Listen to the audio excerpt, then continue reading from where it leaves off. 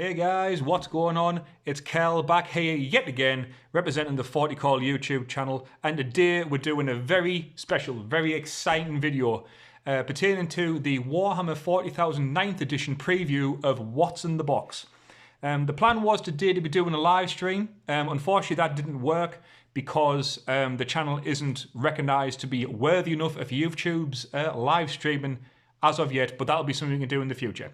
Anyway, like I say, it's Kel here. Thank you very much for joining us. If this is your first time looking at a 40k video, we post Warhammer 40,000 content every single day. At the moment, it is news and reviews, but in the future, it will be more painting videos and, more importantly, 40k battle reports once lockdown is lifted. And if you're new to the channel, please like the video and subscribe if you like the content we're about to do. Like Ed has. Ed is our newest subscriber, Ed with 2 Ds. So welcome to the channel, Ed.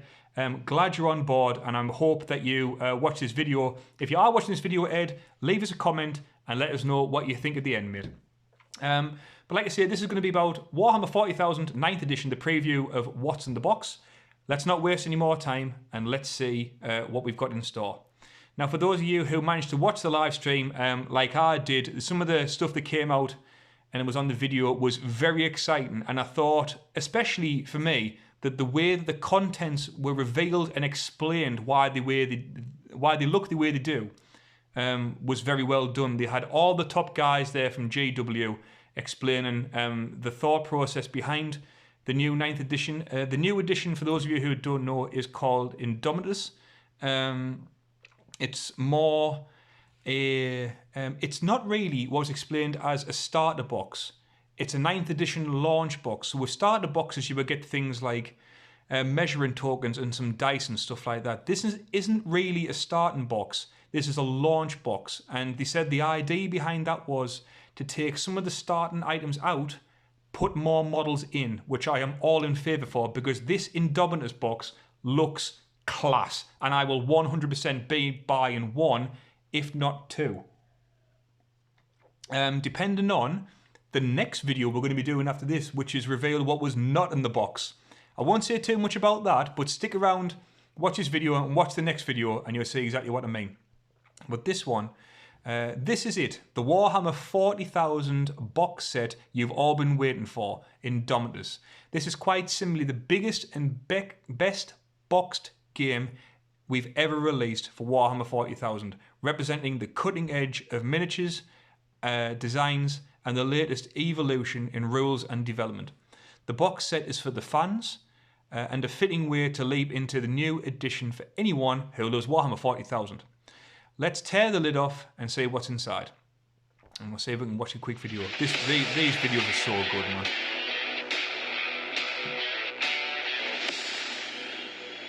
There's so much in the box as well.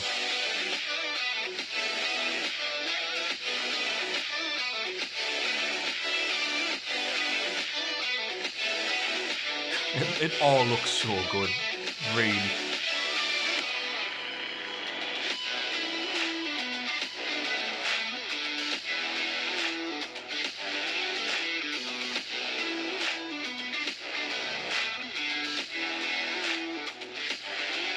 HQ models, fast attack, chaplains, lords, everything.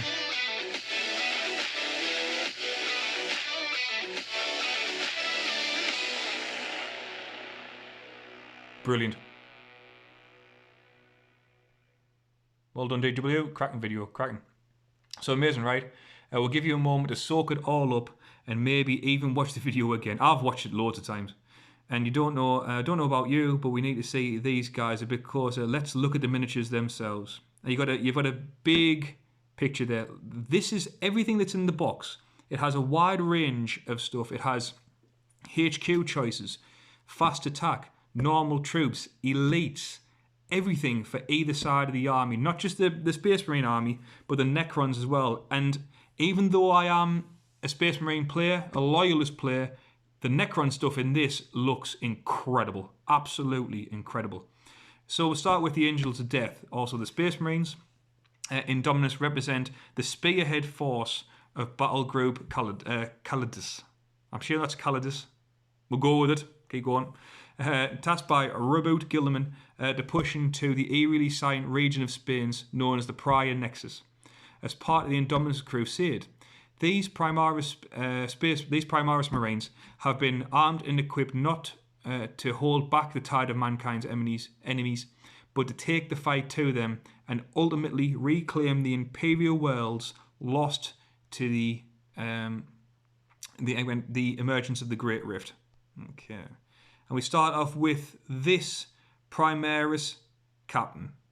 Primaris Captain? Yeah, Primaris Captain, which looks incredible. The one thing I'll say straight away, which was said a lot on the Twitch show, is that the Primaris Space Marines have looked a bit flat and universal. These guys have got all the bells and whistles, and they've been on crusades now. The Indominus Crusade has been going on. They've managed to earn themselves purity seals and awards and things like that, which is now decorated on the whole armor piece, especially on that shield. That shield, man, is just incredible. Once these are painted up and they go purging in the Emperor's glorious name, they're going to look great on the tabletop. Oh man. Okay, go on. And just get rid of that. If you've always wished for Primaris Captain knitted out for close combat, then the God Emperor clearly heard your prayers. Not only does he come with badass looking helmet visor option, reminiscent of the knightly Crusader pattern helms of past age, but he's got a mastercrafted power sword and relic shield, essentially a souped up storm shield with a skeleton and Imperial martyr bound into its face. Talk about giving your mind, body and soul eventually skeleton to the Emperor's service, which is awesome. This thing's going to have this HQ is going to have so many attacks and an amazing invulnerable save. It's going to be a real pain to shift off the board. And of course we have here is the Primaris Lieutenant, which I'm happy to say has a Volkite pistol. A Volkite pistol is technology from the Great Crusade and the Horus Heresy, and it's great to see that a Primaris Lieutenant has been given one in the newest version of Warhammer 40,000. That's a great looking model as well. And this latest in a long, illustrious line of Primaris Lieutenants is the answer to the prayers of those who favour a hyper-aggressive playstyle. He's armed with a master-crafted power sword and a storm shield. No dead Imperial shield martyr for you until you've been promoted, laddie. yeah, you've got to be promoted all the way to captain before you get a dead body on your shield, son. Once more, he's taken aim with a Neo-Volkite pistol, a name which smacks of a classic weapon designed by Belisarius Call, has reinvented into something even more awesome. And next on the list, we've got the Primaris Chaplain. I like this Chaplain, but for me, the other one is still better. This one, I don't know. I don't know whether it's the face or something, but I love the skull helm of the original Primaris Chaplain that came out. This one is a very close second, but no, the other one's got it over this one for me. But anyway, let's have a quick look. So this guy's so steeped in grim darkness that even his decorative backpack skull has service studs. In fact, this chaplain's armour is bristling with skulls, purity seals and reliquaries, and he's poised to lay a serious beat down with his Crozius Arcanum. The chaplains are always a welcome presence in a melee-heavy army, with their firebrand rhetoric and Purple Nevi battle honor brothers to new heights of righteous fury. Because anyone who's going in close combat, always taking a chaplain, because you're going to be getting more rerolls, more successes in close combat, and there is close combat options in this upcoming box set. Now this model is a Judicature, which I've purposely not read up on because I wanted to be a surprise, because I know nothing about what this model can do, and hopefully it's going to give me some information here. So it's chopping time. A Judicature is not only a swordsman, able to cut down foes with but a single blow, but his brutal looking executioner relic blade, but he has an all-new item of historic war gear. Oh, here we go. The Temper Mortis. The Temper Mortis. Yeah, I think. You don't need to be an expert in High Gothic to know that this means it's something he can use to manipulate time and ensure the death of his quarry. Okay. That's interesting. I like that. That is a great looking model. That is a fantastic looking model from start to finish. Not just with the sword, but the face and everything. Purity seals in the right place. That's great. I can't wait to feel these models. And we have the Battle Guard veterans to course go with the captain that's above. No skeleton on these shields, but these look great. I'm so glad they've gone back to like the Gothic style of Warhammer 40k, where the Primaris and the Space Marines in general have the purity seals. They have the cloaks, they have the swords, they have the shields, they have the old school helmets, they have everything. It's great to see that they're not as flat as the old Primaris. And if you're after a bunch of die-hard elite Primaris warriors to hold the line or to smash through the line of your opponent, look no further than these guys, wielding master-crafted power swords, storm shields, and heavy bolt pistols. They're no-nonsense damage dealers and among the toughest, most resilient units in the entire Space Marine roster. And to go with those wells, we've got a Blade Guard Ancient holding his banner, very detailed banner, purity seals, everything, looking very stoic, robes. I mean, the great thing about these models is it opens the door for so many great conversions. It really does. Once people start converting these, especially into things like Black Templars, these models are going to look insane. Yep, we'll be blunt. This is the best Space Marine battle standard ever. It is pretty sweet. It's literally a winged skeleton on a pole. The Bodyguard Ancient is the heir apparent to a fine lineage of Space Marines carrying over-the-top banners, relics, and other soon-to-be mad flag-type items.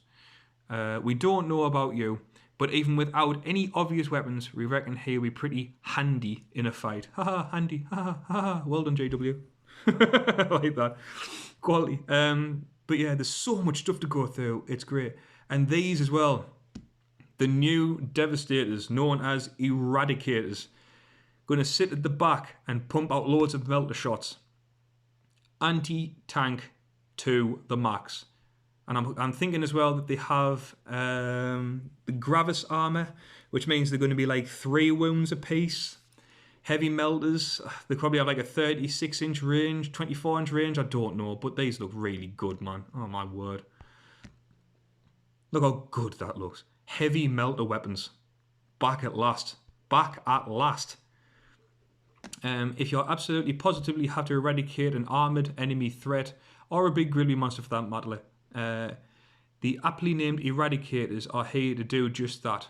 Clad in Gravis armour and armed with long-range melter rifles, they exist to do one job, and they're nothing short of peerless in its execution. That's quality.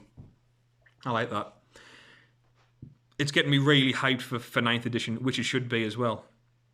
And of course, we have the Assault Intercessors. So these, I was trying to think how many ways you can pose these guys. There's so many options available to do with these guys, and thank God that they have got melee weapons. We've been crying out for melee weapons in basic, I don't want to say in basic Marines, but the Primaris Marines, the Intercessor Squad, for so long now. When I try to think about how long it's been, it makes me head hurt.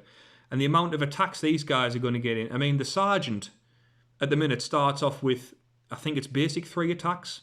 Chain Sword is an extra 1, and you get 1 for Shock Assault. So, you know, in a squad of 10, it's going to be something at least like 30, 40 attacks. There's going to be so much devastation going off these guys. It's going to be unreal. And they have pistols, which means you can shoot into combat as well. There's a sergeant at the bottom there with his plasma pistol.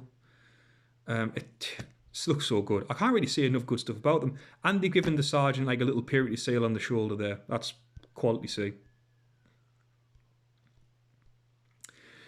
So we've got start practicing your Revan noises. Your intercessors are about to get stuck into the enemy up close and personal, as well as being armed with heavy bolt pistols. The assault intercessors carry Astartes chain swords for guaranteed short range carnage. We can't wait. Now here's the next thing. Outriders, right? Basically, fat bikes, right? I understood in the Twitch stream why they're not hover bikes, because not everything can be hover, right? They want the battlefield to look good. They want to have diversity and stuff like that. Me being me, I still think they should have been hover bikes. I still think they should just go in with the whole repulsor, the impulsor, and everything else. They should have been hover bikes. But that's my thoughts. Let me know what you think in the comments below, guys, because we're all entitled to our own opinions. But they do look okay. The frame, where the guns are, and the way the drive is posed, and the exhaust and stuff like that, I just don't like the front wheel. To me, like, I get what I say, it should have been some sort of grav or something. There's something about that front rail that really puts me off. And out of everything in the box, these, I mean, don't get me wrong, they look all right, but they could have looked better for me personally. The best innovation for the wheel since the spinny thing on the end of a chainsword. The Outriders are the effective threat at every range. Not only do they have paired bolt rifles up front, but the riders also carry heavy bolt pistols and Astartes chainswords. No point running, you'll just die tired. That's fair enough. And no matter your taste in Space Marines, these guys are for you. From the most loyal followers of the Codex Astartes to the hairy ones who treat Guilliman's, describing as more like guidelines. Indominus is packed with a powerful, hard-hitting force of new Primaris units. But what about the adversaries? So at this point, what do we think? Comments below. What do we think about the Space Marine half of the box? Which half of the box are you looking most forward to? Is it going to be the Space Marines, or is it going to be these guys, the Necrons? The battle group, Khalades isn't going to have an easy time of it. There is a sizable threat in their path, doing what Necrons do best, eradicating everything living thing they can find. Perhaps unsurprisingly, the Necron legions will brook no interference from the encroaching forces of Battlegroup Khalades. Behold the other half of the Indominus box set, and we'll have a quick look at this video.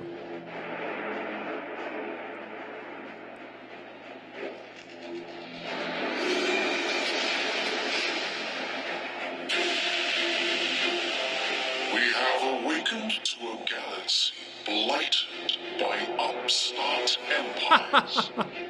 The unworthy now infest our domain, but their doom is upon them. Our king has returned, and at his word, the dynasties mobilize for war. None shall stand against us. We are the eternal scythe. We are the conquerors of gods. This galaxy is ours. Look how good this Necron stuff is, man. Oh my god. It's so imposing. It's brilliant.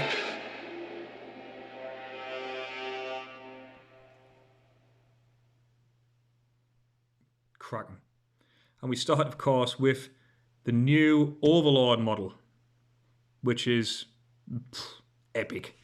Beyond words. I am so excited for the Necron stuff that's in this box, and all the Necron stuff that's going to be coming out. It looks incredible. You've got a giant war sigh, and the way that the metals have been done with the oxidization and stuff is incredible. On the Twitch stream, there was a talk with one of the guys who designed the Necron stuff, and the way that he came up with the idea for the metals and stuff is that he sat down at his desk and like Googled oxidization of coins and how different coins react, and I thought, wow, that's dedication to a cause, that. But it looks so good, man. Anyway, every army needs a commander to lead in the battle, and with great power comes even greater war gear. Not only does the Necron Overlord look as imperious as its esteemed rank demands, but it also bears a brand new weapon, alright, a hyperphase glaive for those keeping track of those things, and a Tachian arrow. Okay, I'm probably going to pronounce loads of stuff in this wrong, but bear with me and we'll get through it. Across this fella, and you're likely to find yourself chopped to ribbons or maybe deleted from space, time and space entirely. And we have his Royal Warden, which was in the live stream basically the other guy's bodyguard with a gauze cannon or gauze flare, whatever it's called. I love the cloak. I love how he's little rocks, little details like the skulls at the bottom. All good. I have nothing wrong with these models moving forward whatsoever. They are cracking beyond belief. If an overlord that you need a job done right, it's time to call on a royal warden to keep things on track. As well as being reliable at a champ, the warden is tough as nails and armed with a relic gauze blaster. Even better, he's got his foot on a rock to look all heroic and swish stripe on his shiny skull head, and that could make even a Primaris lieutenant envious. And we've got here is a Plasmancer. Now, what these are, the kind of the wizards of the Necron tier. The Necrons run on plasma, and it's up to these guys to make sure the plasma's running properly and inject more where needed to give that extra bit of aggression at times. That's cool. I cannot wait to paint some of these up. So Plasmancers are a mysterious class of cryptech, also known as Harbingers of Destruction. This ominous title is well earned, as it happens. A Plasmancer is a master in the art of weaponizing the hyper-technology of the Necrons, and the plasmatic lance it bears equals equally deadly at range as in melee. It's a fine example of its skills given form. Floaty and frail looking, yes. Super deadly at even distance, also yes.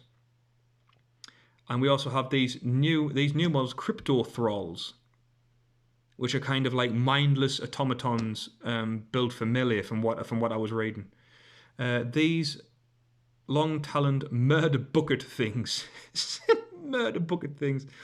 seem to be little more than expendable bodyguards at first glance. As it happens, Crypto Thralls are actually formidable adversaries, especially when galvanized into action by the presence of their master, the Plasmancer. When fighting alongside the Plasmancer, or any other cryptech for that matter, the Crypto Thralls will serve as its sword and shield. Okay, so it's kind of giving an idea what you need to run together. And of course we have here the big boy, the Scortech Lord. Come on. It's ridiculous.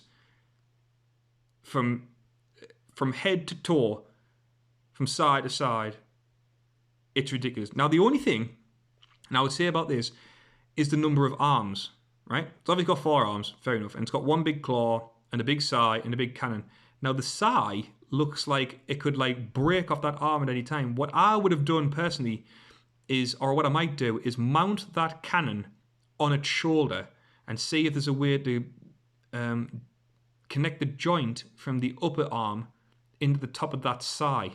I'm hoping there's going to be, when the guys unboxed it, because there was a couple of guys online who had the box, and they said there's many options for everything, which kind of gives me the hope that there's going to be longer arms, big pieces. But that's all I'll be doing. I'll be trying to put that shoulder that cannon onto the shoulder.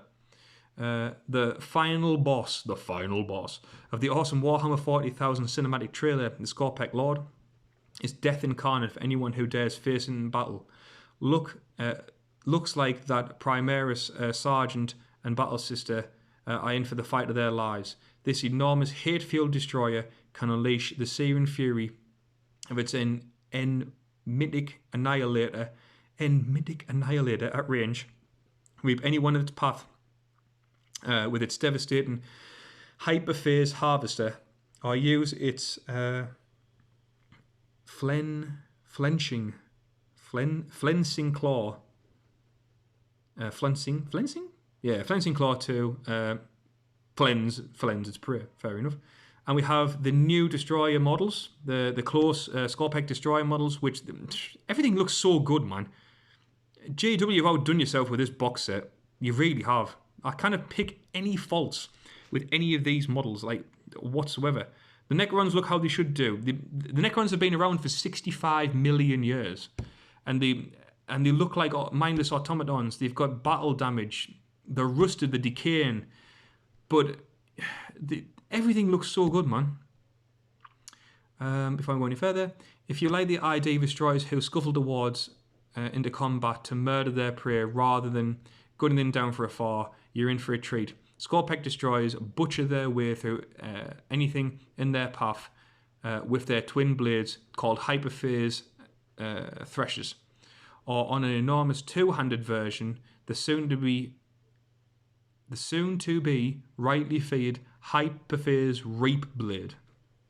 Okay. And this is one of the new ones, the Plasmacite,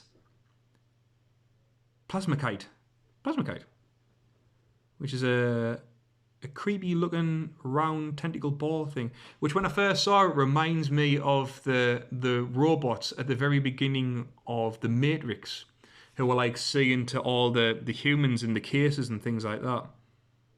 And we'll have a quick read about this one.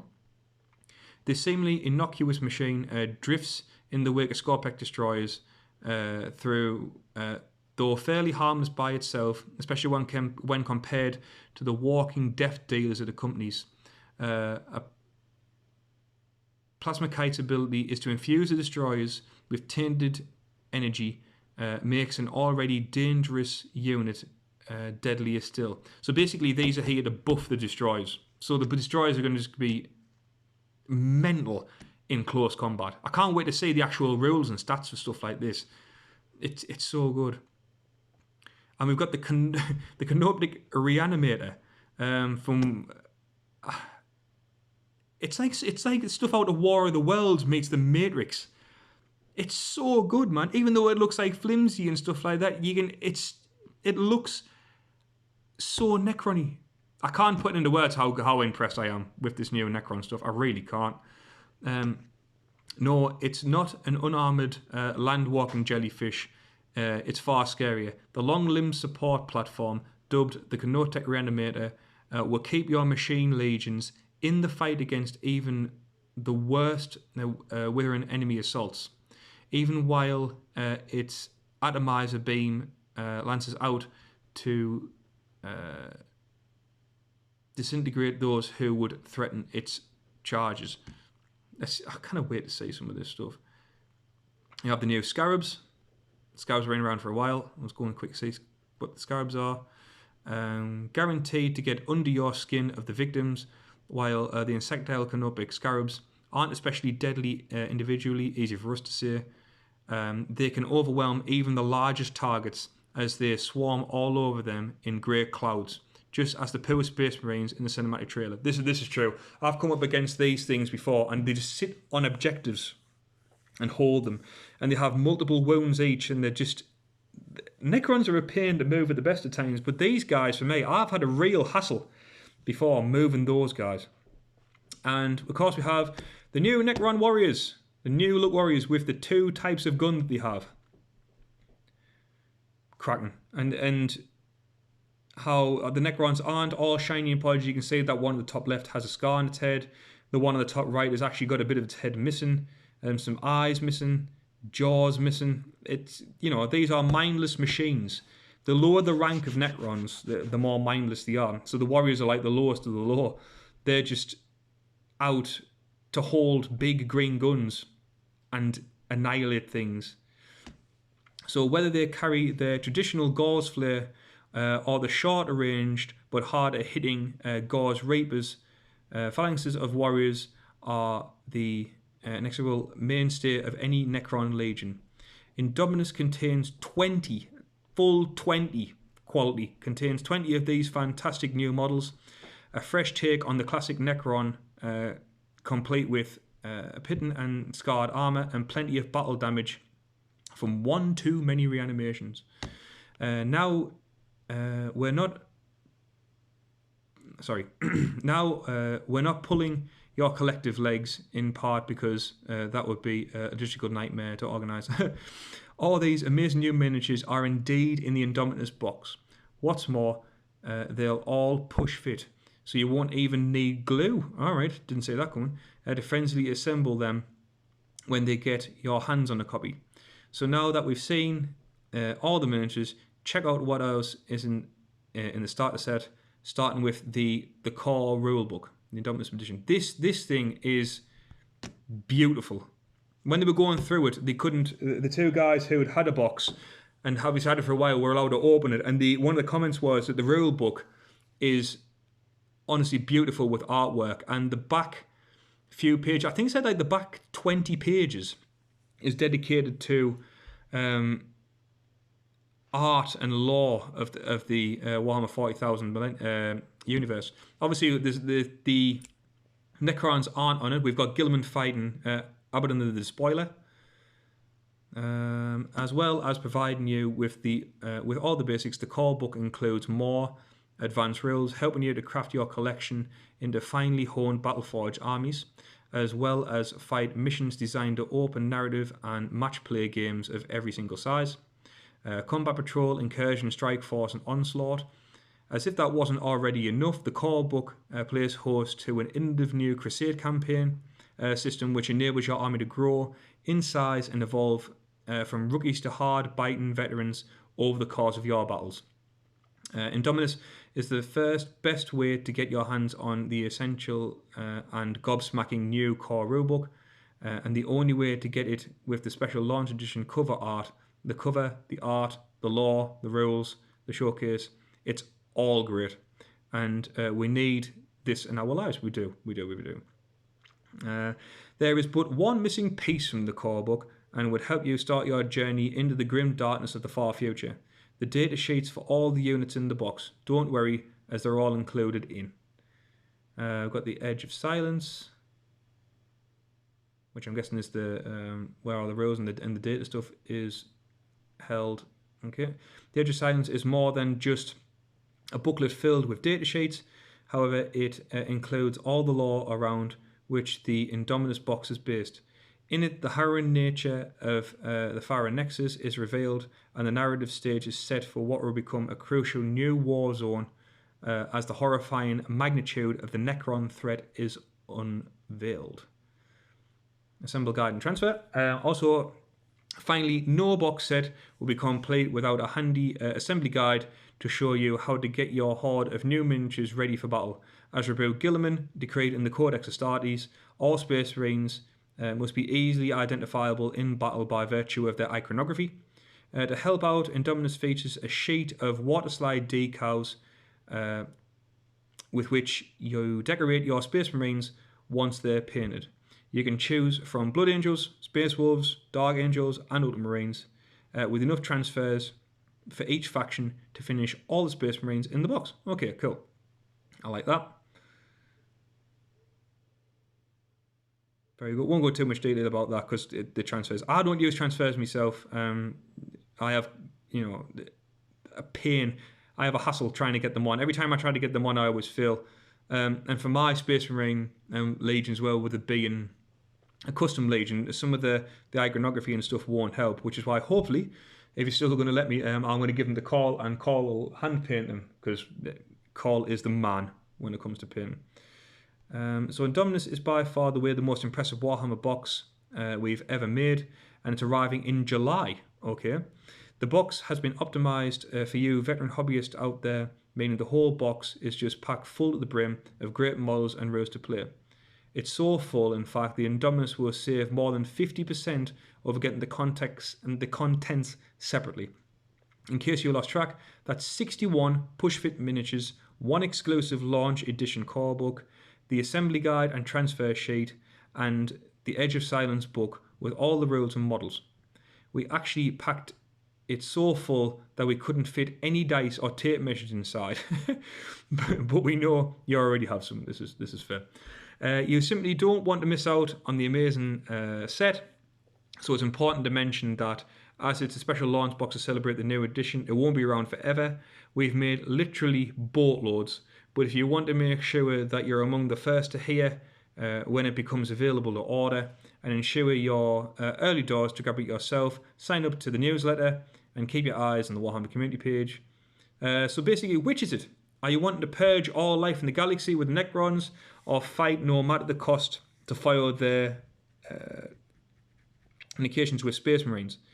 Which new miniature has the coolest weapon? We want to hear from you, etc., etc. But yes, more importantly than going on the Warhammer community page, you should leave your comments right here on the 40 call page. And I'm just going to leave it on this bad boy, because that model is freaking cool, man. But yeah, thank you for watching, guys. I know the video's been a bit longer than usual, but it had to be a bit longer than usual to cover all the awesome stuff that's going to be in the Warhammer 40,000 9th edition box. Let me know what you think. Let me and Cole know what you think. We'll happily go through your comments and we will reply to any comment that's left on the page. And if you're new to the channel, if you enjoyed the video, please leave a like. Make sure that likes button turns blue. And just like Ed and all the previous guys who have signed up within the past week or so, hit that subscribe button. We post Warhammer 40,000 content every single day. And with the amount of stuff that's going out, it is all new, all exciting, and we hope to pull as many people in the channel as possible. But once, finally, from me, this is Kel, on behalf of the 40 Call channel, saying thank you very much for watching this video again. Hope to hear from you all soon. Stay safe. Until next time, guys, we'll see you later.